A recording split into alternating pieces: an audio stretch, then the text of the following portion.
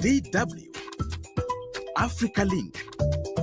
So I'm inside a salon in the heart of Lagos, Nigeria, and it's really busy with customers, mostly women and young girls, having their hair attended to. Natural hair is being sustainable, living my life in a sustainable manner. So for me, I would always be first team natural hair. I will still use my wigs because for me, it's an alternative that I would need from time to time. Like I said, I'm a lawyer, I'm a mother, I'm a wife, so I get very busy. And there's sometimes I just can't walk into the salon. Natural hair or artificial hair? Who cares? Well, that depends on who you ask. A viral video of Malian model Zara Haidara burning her wigs and urging African women to embrace their natural hair has reignited Nigeria's long-run standards. For many, ditching the wig isn't just a fashion choice. It's a way to honor and preserve cultural identity, challenging Eurocentric beauty ideals that says straight hair equals success. So why should your hair matter at all? That's what's coming up. I am Eddie Micah Jr., and you are welcome to Africa Link, the podcast connecting you to the stories that matter.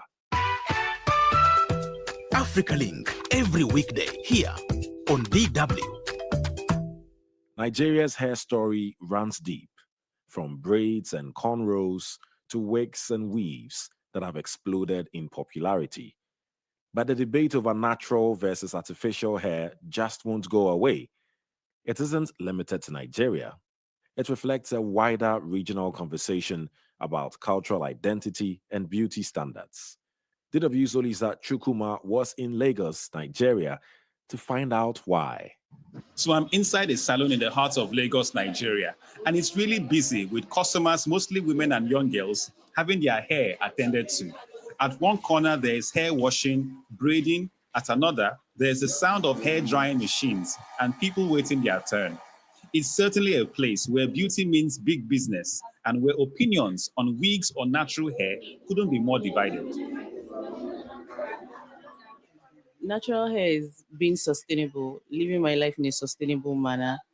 So for me, I would always be first team natural hair.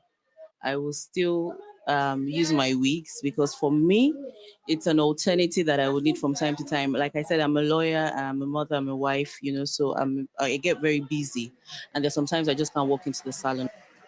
When I started twisting out my hair, I've had people ask me in the office, "Oh, are you now trying to be like the younger ones? Do you wash your hair? How often do you wash your hair?" Trying to imply that, people who have natural hair are sort of like dirty people or they don't keep their hair clean. So people make interesting remarks about that. Whereas when I wear a sleek wig or I straighten my hair and all of that, people say, "Oh, you look very nice, you look very chic." Critics say wigs reflect European beauty standards. Oluwatosin agrees, partly. I feel like this wig thing is also something, the culture that we picked from, other continents. However, there are natural Nigerian hairs that are actually long. And when you leave it straight, it doesn't give you what you want. You can cold press it, you can straighten it out, you can coil it. Even I'm in natural hair now for African women. So I feel like the people that are disadvantaged in Africa are the ones that have short hair. So we kind of have to rely on these wigs when we want to have that look. Somebody like me, I don't care about anybody's style of doing things. I do me. If it looks good, I go for it. It doesn't matter where it originated from. For other women, wigs mean versatility and self-confidence. Depending on the style of your wig, it actually changes your face and has different, it gives you a different look depending on the event you're going for. So I personally, I have a wig for parties. I have wig for offices. Like if I'm going to the office, I have a particular wig I have wigs for different functions.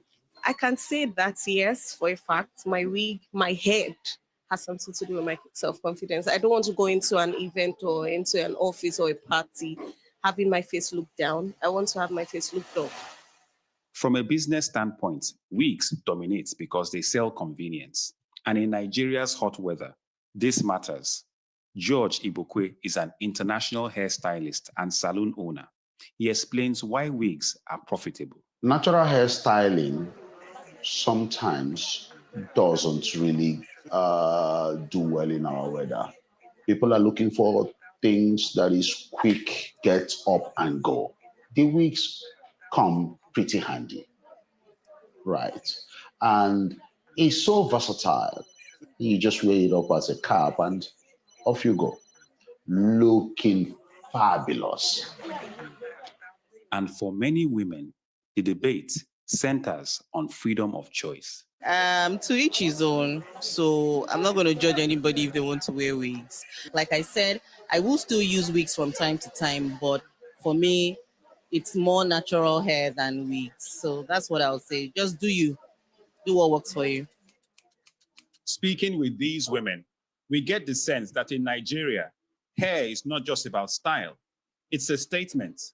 From wigs to natural curls, choice often depends on the occasion, the budget, and sometimes identity. For more on this, let's bring in Chuku Ngozi Blessing, a loctician, hairstylist, and pro-natural hair advocate. I also have Tada Peters, a wig stylist. Welcome both of you to Africa Link. Chuku, who really cares what you wear, natural or artificial hair? Don't even think it should be up for any debate because looking at it, nobody should really care what you wear. We have people in like different professions that decide to wear their hair the way they want to, right? So it shouldn't even be something that we have to be debating about because natural hair is our fundamental part, like it's a fundamental part of us and a key piece of us as African. So, deciding to wear our hair natural the way, God gave it to us shouldn't be up for any debates. Basically, Chuku is shooting down the debate, saying, look, it's not even up for debate. Natural hair all the way. That's just the way God gave it. Tade, you must have a rebuttal to this one. I definitely do not. I'm sorry. Like you said, it's not a debate. We're generally asking who cares what hair you're wearing. I think the only person that should care is yourself. Whether you're rocking your natural hair or decide to throw a wig on. I mean, wigs are meant to be protective hairstyling. Uh, Generally, they are protecting your natural hair. So I would say that the only person that cares should be you and what you're looking to achieve at that particular point in time. 100% agree to that. Who cares should be the wearer of the hair. So why do you think, Tade, that this debate has been raging on forever? So why that is currently going on is because people feel artificial hair is not something a black person will generally can achieve easily. You see a very long straight hair, they generally feel like most black women cannot achieve that. So when you have that feeling that you cannot achieve something, there's always going to be controversy. There's always going to be a controversial topic around that. So that's why most people that you see have really long hairs about wigs. They're already confident on their own. They already feel like, okay, I'm not going to do a back and forth with somebody that thinks, okay, because it's synthetic, because it's a wig, I cannot achieve that. They already have that confidence. I'm not trying to say that people that have short hair don't have confidence, but there's always going to be that, sentiment because obviously they feel like having that really lush that wigs typically will give you, it's not something you can achieve really easily. But why should that be something to strive to achieve? What's the big deal with long, straight hair? People like it. I mean, if I have a long, straight hair right now, I would flaunt it. I would flaunt it. I mean, most people see that straight. It's a look. It's a nice look. I mean, something to flip. Something that if you walk into a room, somebody's going to notice. I mean, the first thing from a woman is her hair. So when you're wearing a long hair, either your natural hair or you're wearing a wig, that's one of the first things you would notice. Chuku, I'm going to come to you on this one because you just heard Tade there. So it's nice. It's long and straight, and people notice that and people embrace that because it is nice. If someone shows up with kinky, natural, curly hair, is that not nice? Showing up with kinky natural hair is equally as beautiful as having, weaves on or straight hair. So what my take is on really about like having, to buy into the wig community and whatnot is that it's making us as African neglect our hair so much. Like you said, Tade, when you started, you say, it's a protective style, you use it to cover your hair. But what that is really doing is also preventing you from really taking care of your hair, your own natural hair, because a lot of girls these days, or a lot of women these days, focus more on like how to take care of their or of the wigs as opposed to what is on the leaves. And your natural hair is amazing. You have confidence wearing your natural hair. You should, your confidence should be boosted wearing your short hair. It looks amazing. It's unique. There are different styles, as for protective styles that you can also wear without having to throw wigs on or weaves on. So you can focus more on like taking care of like the comb curls, the two strand twist, and so on. But what I'm saying is that wearing your natural hair actually have a way of boosting your confidence as African. You walk into a place, people want to touch your hair. They're asking you how long have you had them for. But that is as a result of focusing on taking care of the natural hair as opposed to buying expensive wigs and channeling all your energy on taking care of that. So from what you're saying, is it about cultural pride, economic practicality, or something more personal when it comes to embracing or wearing natural hair? So it has to do with cultural pride, embracing. It has to do with everything, it's personal, because like I've been in a situation where I want to go out and then a friend of mine tells me, "Oh, are you not going to wear wig?" And I'm like, "No, my natural hair is beautiful." Who cares about like what my look is? They should focus more on what I have to give. Do you get? So it has to do with identity, it has to do with culture, it has to do with pride, it has to do with African. We as Africa, we need to embrace our natural hair more as opposed to covering it with wigs and weaves.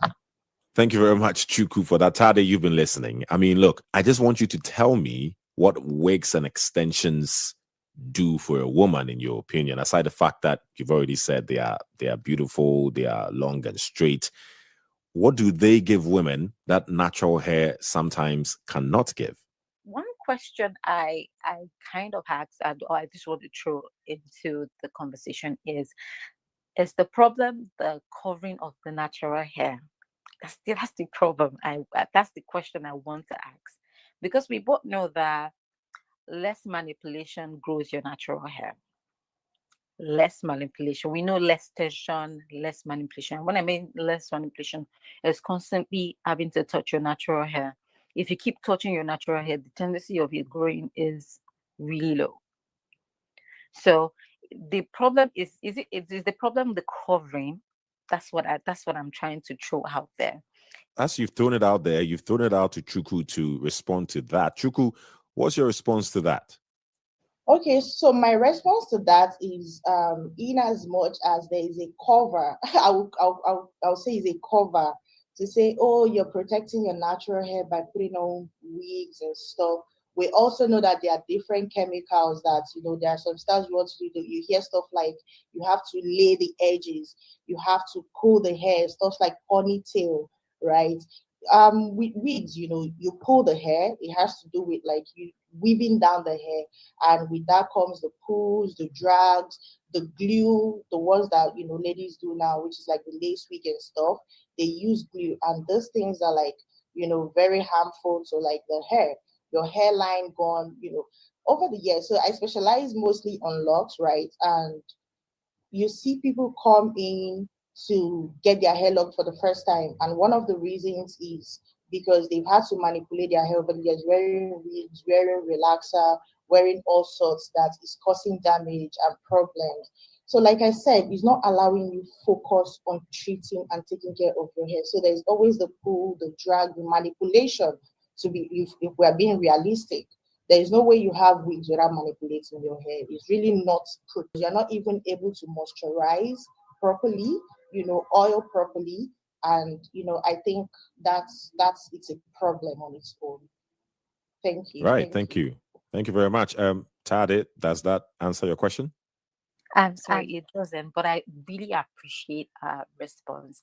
There's a difference between wearing wigs and installing the wigs. And if we're saying when you're I'm not trying to counter anything that she's saying. I mean, doing locks is very beautiful. I'm actually looking for, if at all, after the show, I would think about locking my hair because obviously I really want less manipulation to my hair. Another thing that I want to say is wearing wigs does not stop you from oiling your hair. It doesn't stop you. I mean, if we're looking at the cost of wearing wigs and doing natural hair, they're almost the same. If you have somebody that's really concerned about their natural hair like I do, I'm very concerned about. I mean, my monthly bill on my natural hair is almost the same thing as wearing a wig. I know it sounds Oh, for real? ridiculous. I know it sounds ridiculous. By the time you do your deep conditioning, you do protein treatment, you wash your hair, you do that, the products. I mean, just this shampoo is almost 50,000 naira, and by the time you do about maybe up to 10 washes, it's out. So I wouldn't say that the cost of natural hair is almost the same thing as we're throwing a wig on. It's interesting what you're saying because, wig prices, we all know they are going quite high, right? Because a lot of the products are imported.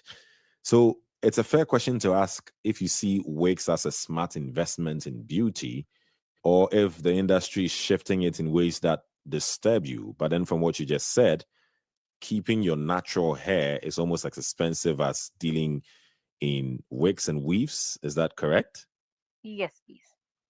The reason there's a shift is because Nigeria has this thing where everybody's trying to prove their class.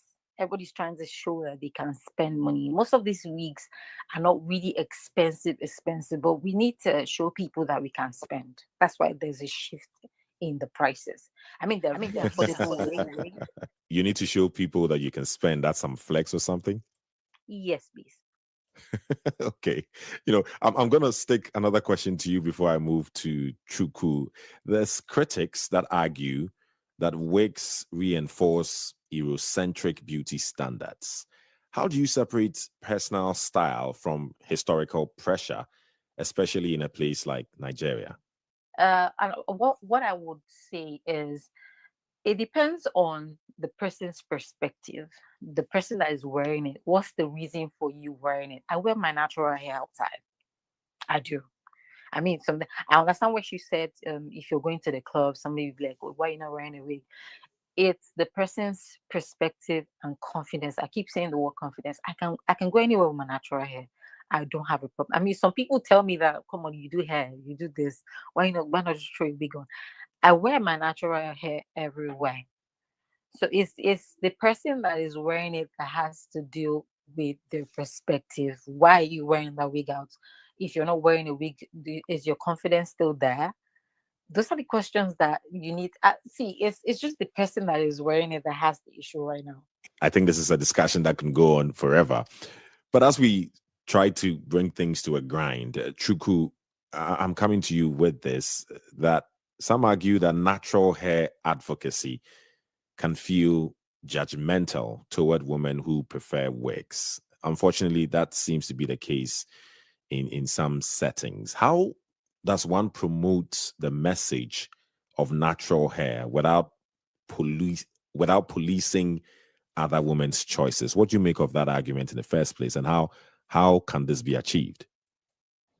So I'm saying that I feel like there's no policing or anything. I think the whole thing started from like what Tade said earlier, people just trying to, when it comes to pricing, right? People just trying to feel like they can spend, or and that was what skyrocketed the markets in terms of with girls that love to wear wigs, see people that wear to like to wear their natural hair as, oh, this person is probably, poor, or cannot afford wigs. So we just need to do better on, like, and we have been working really hard in the industry as well to break the stereotype and the perception around all that, to say deciding to wear your hair natural is also a beautiful thing as opposed to having to cover it. In fact, it's even beautiful because you have time to now take care of your natural hair. All the money you're supposed to spend on wig and weaves, you spend that on your natural hair, and you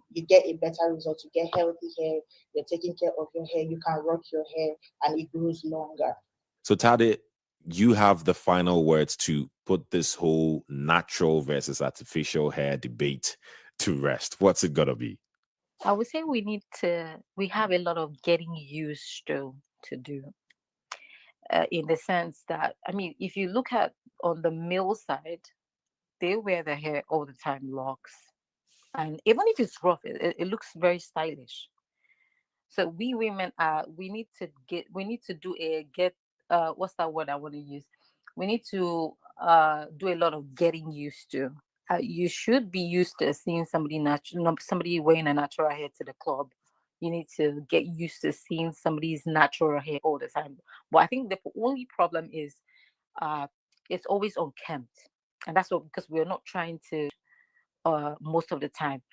If we get used to having our natural hairs all the time, we will not have a problem with people wearing wigs. And I feel like most people that have the healthiest hairs wear wigs. 90% of my customers, their natural hair is very, very long. Very long. And that's because they can throw the wigs on and their natural hair is still looking nice. They just need to come back from work, throw the wig out. And I feel like the wigs are actually the ones suffering instead of your natural hair.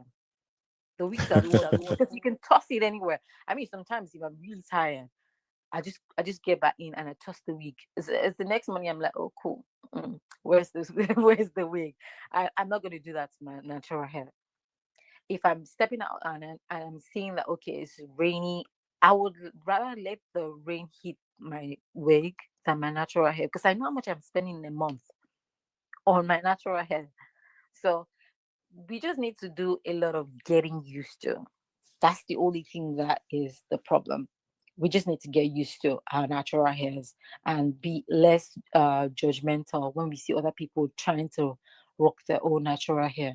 And wearing your natural hair doesn't mean you cannot afford wigs. She's very correct about that. But the problem is the perspective of every Nigerian or every Black person currently.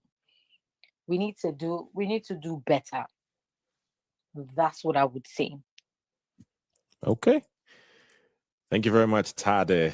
And guess what? The debate continues. Natural hair or artificial hair? It's really a never-ending debate, isn't it? Anyway, many thanks to all the contributions that we've gotten. Chuku Ngozi Blessing, loctician, hairstylist, and pro natural hair. Also, Tade Peters, wig stylist. And I've learned a lot from the both of you. And yeah, I mean, for me, with my beard, I guess not much I can do in that sense. Nigeria's hair care market is huge. Industry estimates put it at over $1 billion a year. Wigs, weaves, and extensions take up a significant urban women spend, with top-tier human hair units costing hundreds of dollars. And across the region, the conversation is shifting. The Miss Cote d'Ivoire pageant even banned wigs, weaves, and extensions in its 2025 pre-selection phase, saying it wants to promote natural African beauty and authenticity. So, which side are you on? Please share your thoughts with us on Facebook at DW Africa. Listen on Spotify or wherever you get your podcasts, and subscribe to our DW Africa YouTube channel so you never miss an episode. This show was co-produced and edited by Isaac Mugabe. Special thanks to DW's Olisa Chukuma and Oke Omire at our studio in Lagos, Nigeria. And I am Eddie Micah Jr. Thanks for listening.